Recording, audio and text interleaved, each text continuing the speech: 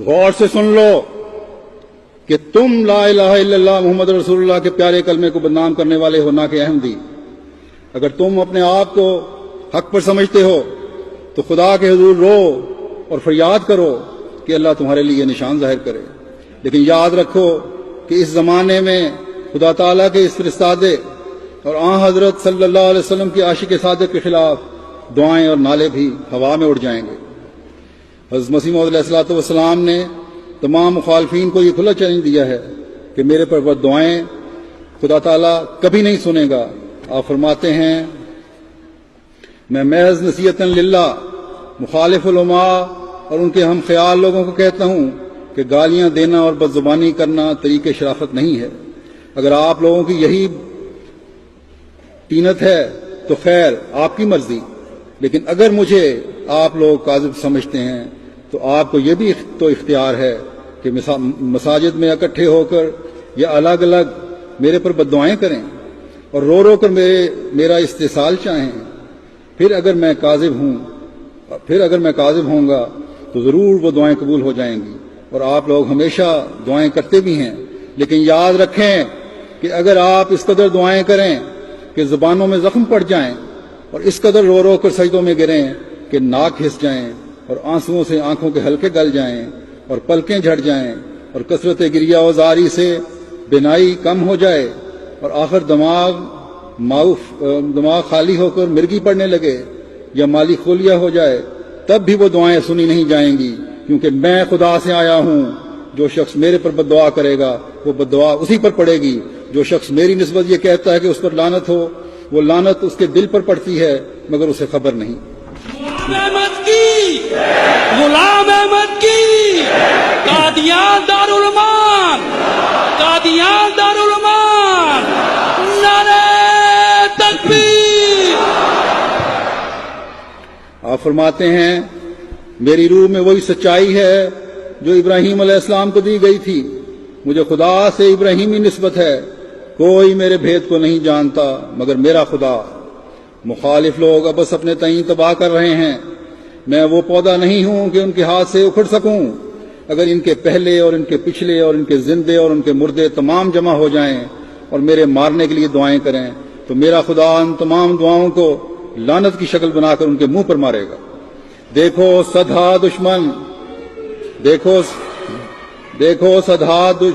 सदा दानिशमंद आदमी आप लोगों की जमात में से निकलकर हमारी जमात में मिलते जाते हैं। आसमान पर एक शोर बरपा है और फरिश्ते पाक दिलों को खींचकर इस तरफ ला रहे हैं। अब इस आसमानी कार्रवाई को क्या इंसान रोक सकता है? भला अगर कुछ ताकत है तो रोको। वो तमाम मकरो फरेब जो नबियों के मुखालिफ करते रहे हैं वो सब करो और कोई तदबीर उठा न रखो।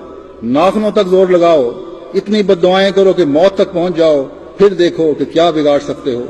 खुदा के आसमानी निशान बारिश की तरह बरस रहे हैं मगर बदकिस्मत इंसान दूर से एतराज करते हैं। जिन दिलों पर मोहरे हैं उनका हम क्या इलाज करें? ए खुदा, तू इस उम्मत पर रहम कर। तकबीर। इस्लाम अहमदियत हजरत खातमुल अंबिया हजरत मोहम्मद मुस्तफा गुलाम अहमद की